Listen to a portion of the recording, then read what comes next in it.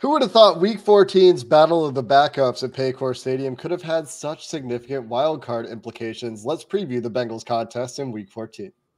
You are Locked On Bengals, your daily Cincinnati Bengals podcast, part of the Locked On Podcast Network, your team every day.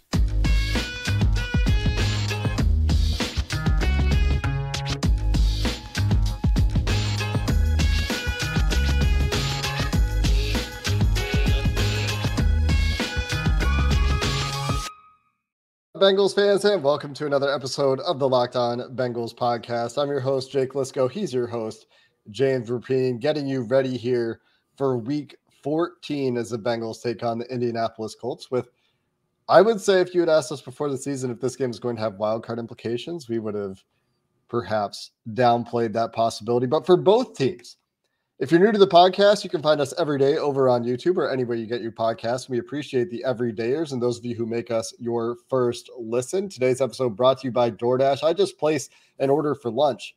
In fact, here in, well, I live in Nanaimo. You wouldn't know, but you could order Skyline or City Bird or whatever your favorite is in Cincinnati. My lunch will be here waiting for me by the time we're finished recording. So you can use promo code LOCKED23 in DoorDash today. Stay tuned later in the episode to hear more from our friends at DoorDash. And James, the big question for me this week, what we talked about significantly in the crossover yesterday, is can the Bengals offense run it back?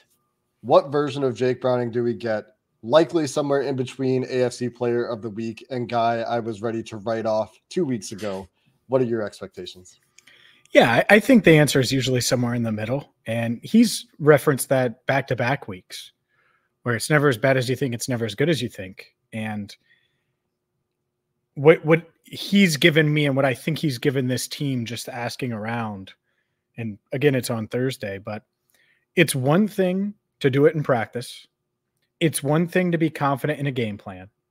It's a whole nother thing to go out there and actually do it and to go 32 of 37. And to play the way he did on the road against a team that there were literally a ton of fans. I was in Jacksonville for multiple days talking about one seeds, the one seed in the AFC. And I get it, especially after the Chiefs lost. Well, and so I think to do that, there's a renewed sense of belief.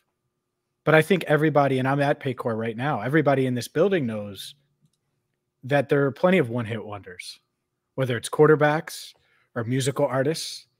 And so he still has a lot to prove. This offense has a lot to prove. This entire team, the defense, has a lot to prove. So I think there's a hope and belief that might not have fully been there just because you hadn't seen it yet when it comes to Jake Browning.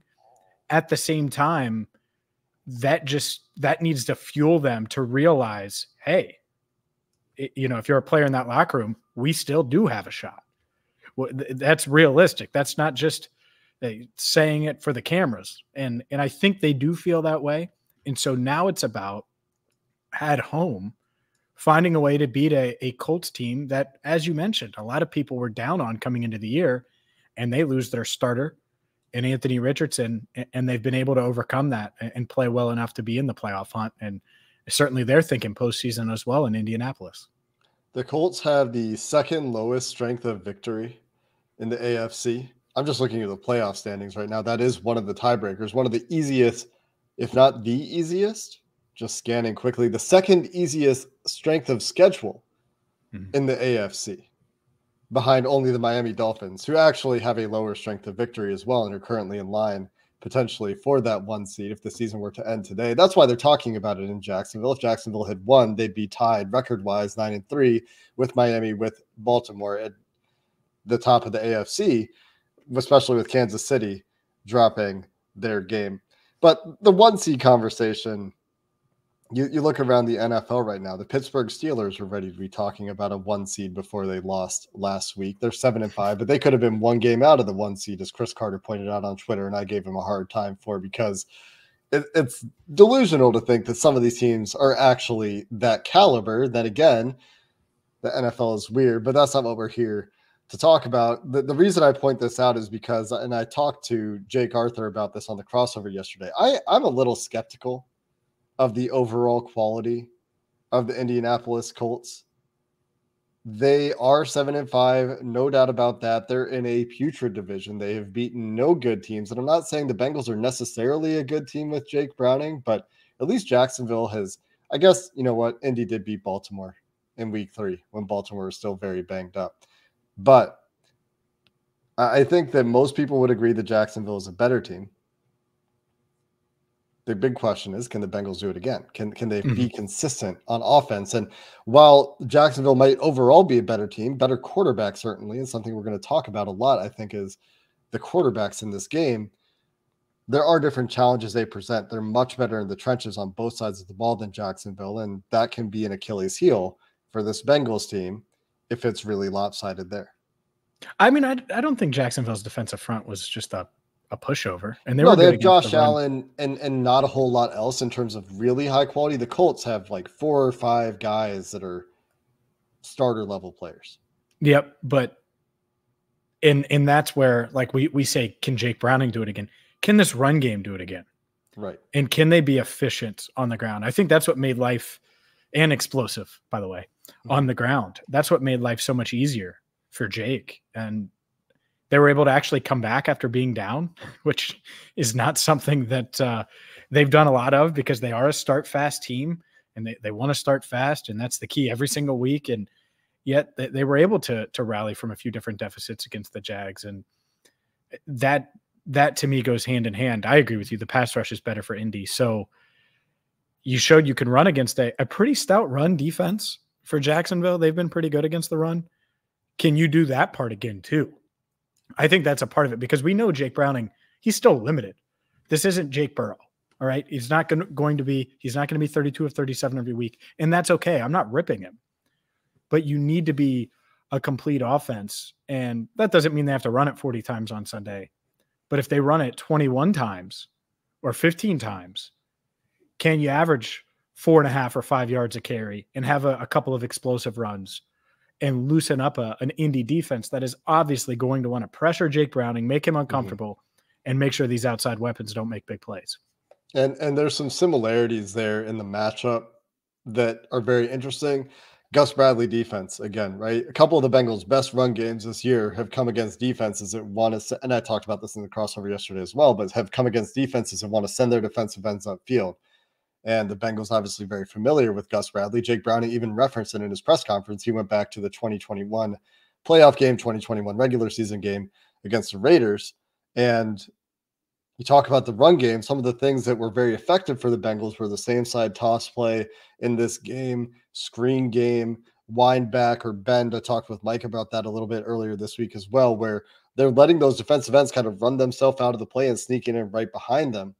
And if they can chunk off some runs there again, force those defensive ends to play with a little bit of hesitation, take advantage of perhaps extra bodies in the box in the pass game from time to time, hitting that explosive play to Jamar Chase, for example, take advantage of misdirection with the bootleg game that has been such a big part of Jake Browning's game.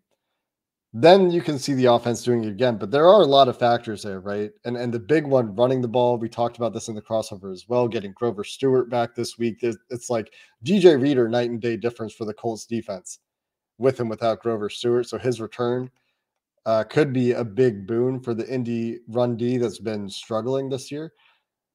But the Bengals can't go away from it. You can't go back to the Pittsburgh game plan, go back to empty, go back to treating Browning like Burrow. We saw the results, and I think you would have a similar outcome against one of the top sack teams in the league in Indianapolis. So got to keep that balanced approach, I think, this week. For sure. I think that's the key. That's starting fast is still part of it, but when we talk about the offense, rinse, repeat, you're going to have to be more balanced. And you're right, you're not going to be able to be empty all the time. And I think Browning was much more comfortable against the Jags, and finding that comfort and getting to that week in and week out is such a huge key for this offense, because, and we'll talk about the defense, until we see them stop someone and stop a defense or stop an offense down in and down out, possession in and possession out, this offense is going to have to produce. So let's continue the conversation, because there's plenty on offense to discuss, certainly plenty on defense as well. We'll do that coming up next.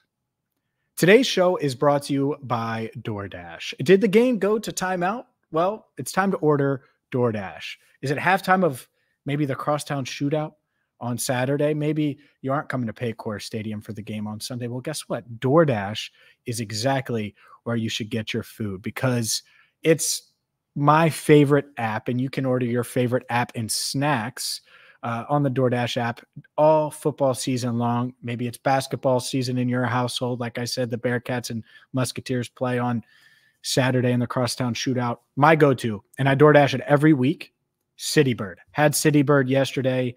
It is local. That spicy chicken sandwich is bomb. You get a side of tenders. That's right, a side of tenders. You can thank me later. And it's not just City Bird. You can order pizza, wings, soda, your favorite snacks, and so much more with DoorDash. And you're going to get 50% off up to a $10 value when you spend $15 or more on your first order when you download the DoorDash app and enter code LOCK23. Subject to change, terms apply. Don't forget, use code LOCK23 for 50% off up to a $10 value on your first order when you download the DoorDash app and spend $15 or more. Subject to change, terms apply. So we know that the offense likely needs to have some approximation of the Jacksonville game. It doesn't necessarily need to be as good. They were incredibly efficient in that game. Brad Robbins had one punt. They, of course, missed a long field goal. They had one turnover on downs. They had some bad trick plays.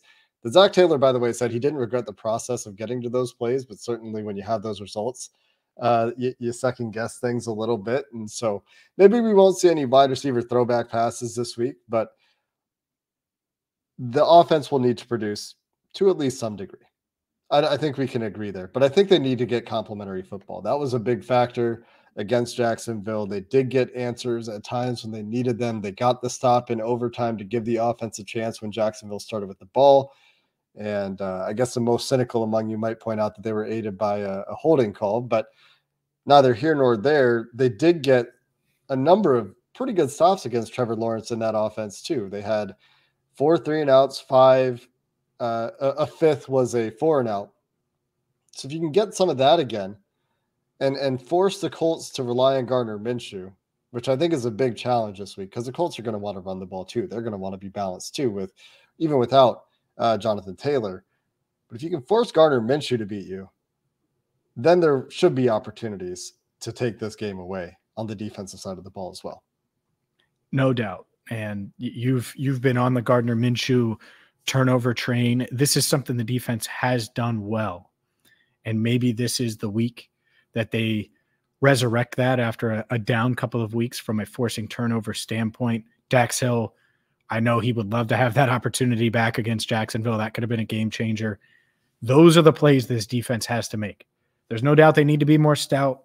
We've been on this. The number of yards given up, that is not sustainable. I don't think it is.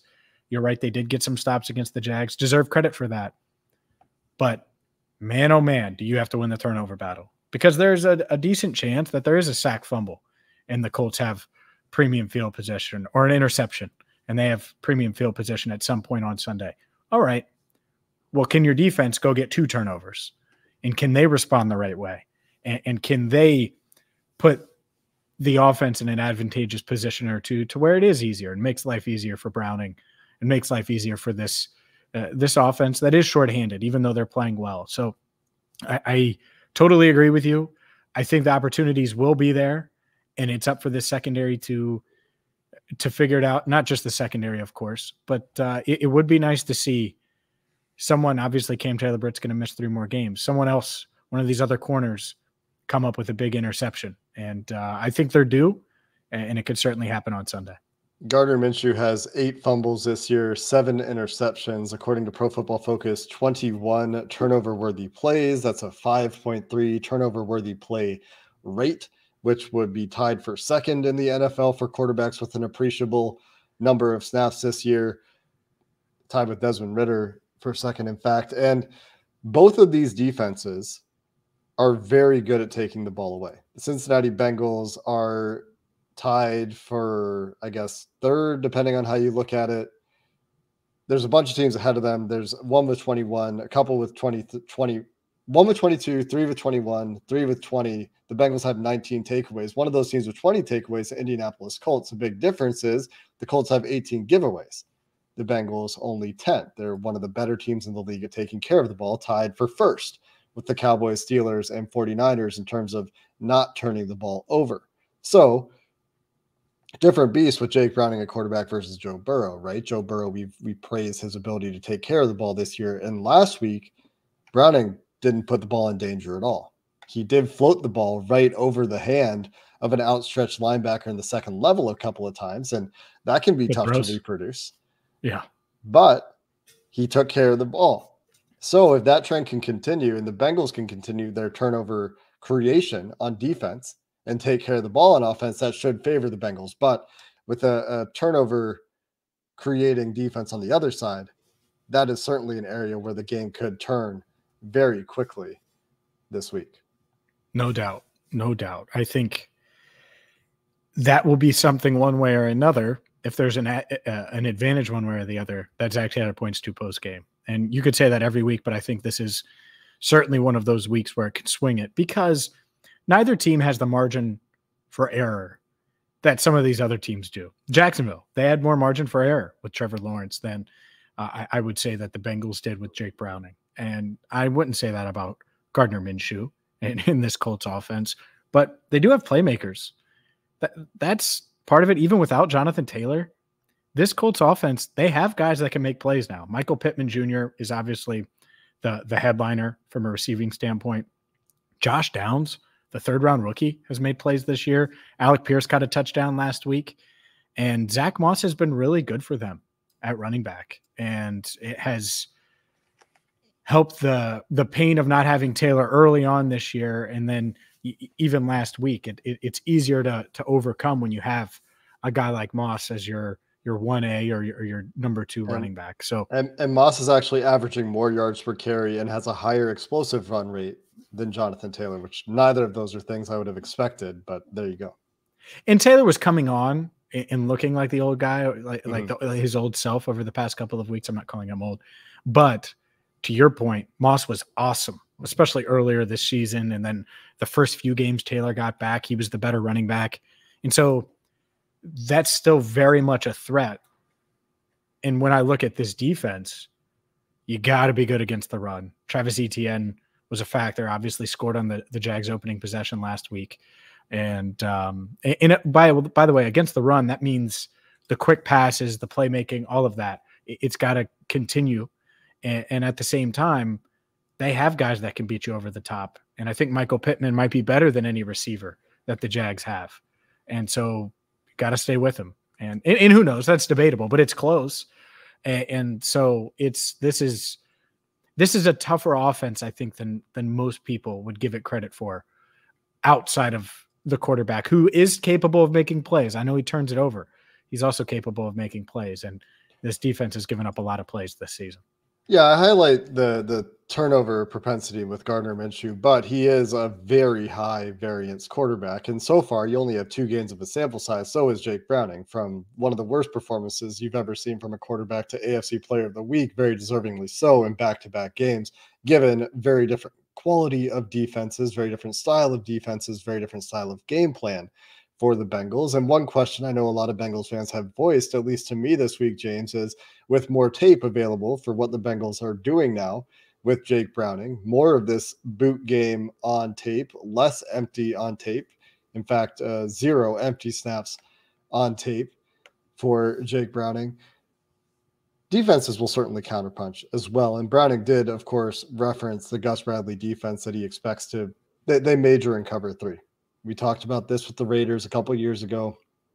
They do one thing, they do it well. They do a good job of containing explosive plays, but the opportunities should be there in the run game. And to your point, Indy has scored the 4th most points in the AFC this year. They've scored, in fact, in the same number of games, 54 more points than the Bengals this year. We talked about strength of schedule earlier, and the NFC South, or the AFC South versus the AFC North is part of that, but there's a lot of variance in the Colts and Gardner Minshew at quarterback. So that'll be an interesting factor for sure. It's very hard to predict this game. Maybe we'll get to a prediction here from you, James, to finish up the show in a minute. But there's a lot of variance, I think, in the way this game could go. Yeah, there is. And that's the unknown. That's part of the backup quarterback clash that you mentioned at the top. And yeah, I think I'm up for a prediction. So we will do that coming up next right here on Locked On Bengals. Today's show is brought to you by Prize Picks. Prize Picks is daily fantasy the way it should be. Daily fantasy sports, well, Prize Picks is the biggest DFS platform in North America. They're the easiest and most exciting way to play DFS. All you have to do is beat their projections. So instead of battling thousands of other players, including pros and sharks, you pick more or less than on a 2 to 6 player stat projection and watch the winnings roll in. So maybe you think Gardner Minshew is going to have less than on the touchdowns projected, and Jake Browning is going to have more than on his passing yards, or vice versa. Maybe you're flipping. Maybe you think that Chase Brown is going to have more than on his number of rushing yards. You pick 2 to 6, and you can win up to 25 times your money with Prize Picks. It is quick.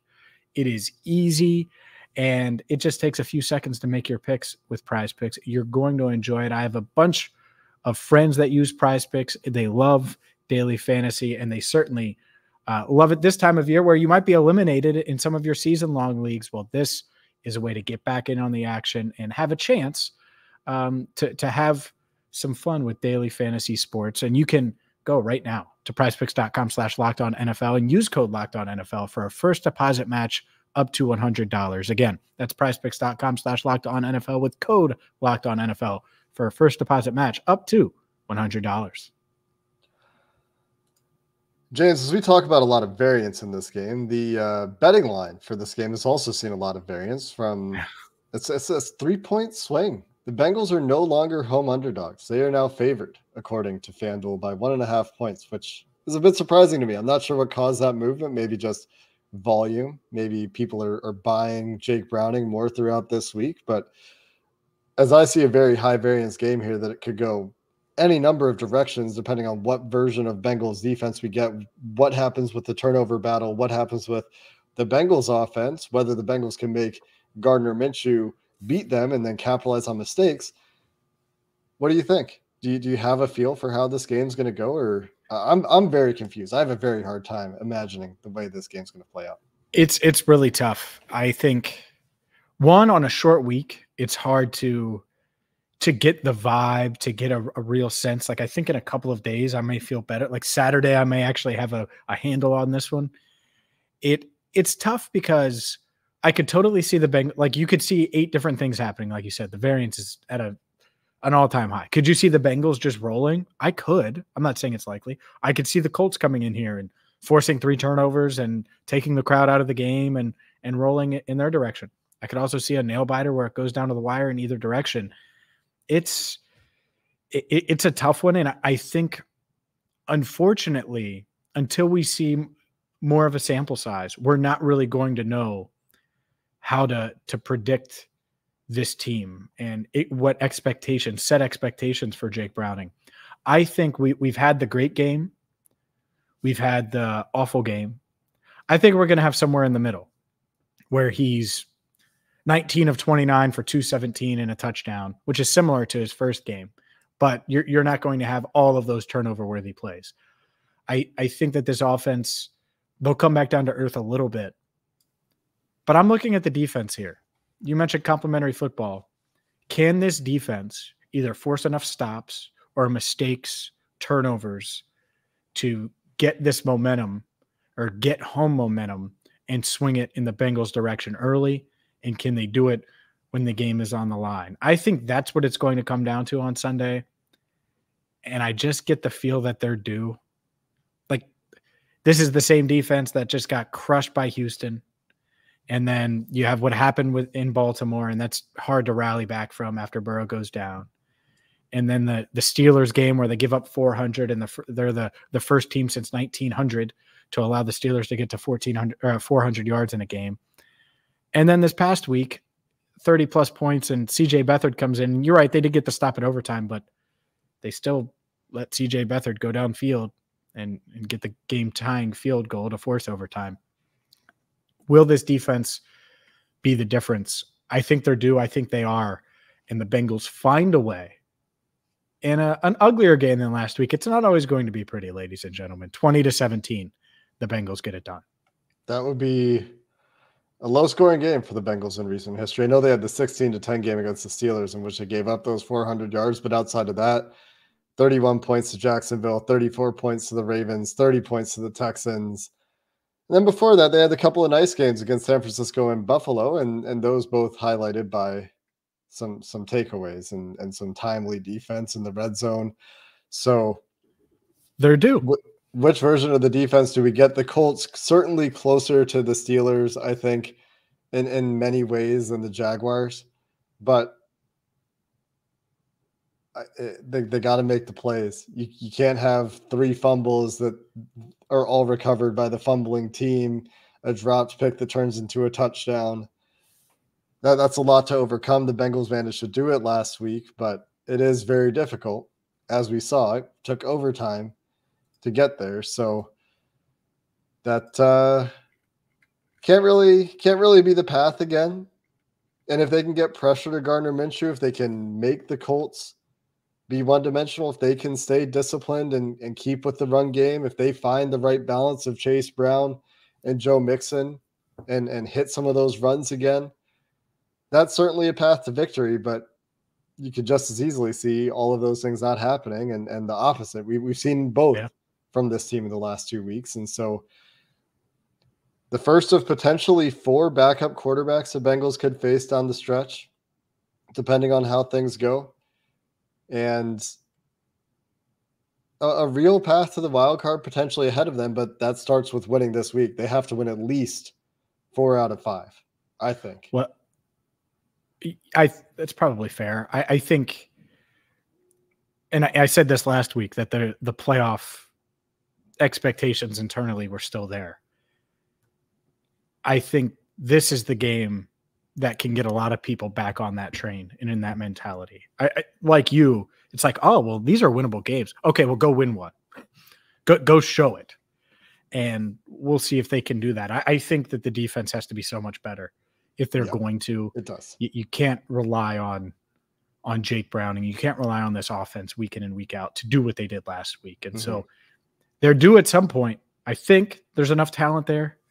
Logan Wilson interception, Jermaine Pratt forced fumble, strip sack, Trey Hendrickson. Like, they have the guys.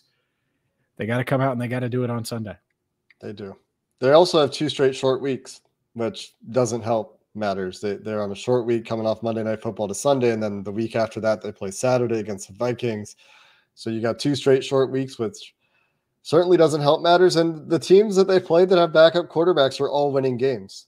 They're all in the wild card hunt, both in the AFC, and the Vikings remain right in that mix in the NFC. So despite it being a battle of backups, these could be some very competitive games down the stretch. And a lot of that goes with these high variance factors that we've talked about. Excited to see how those factors play out on Sunday. We'll be talking about a lot of them, I'm sure, after the game. That's the next time you will hear from us. So until then, thanks for listening to this episode of the Locked On Bengals podcast.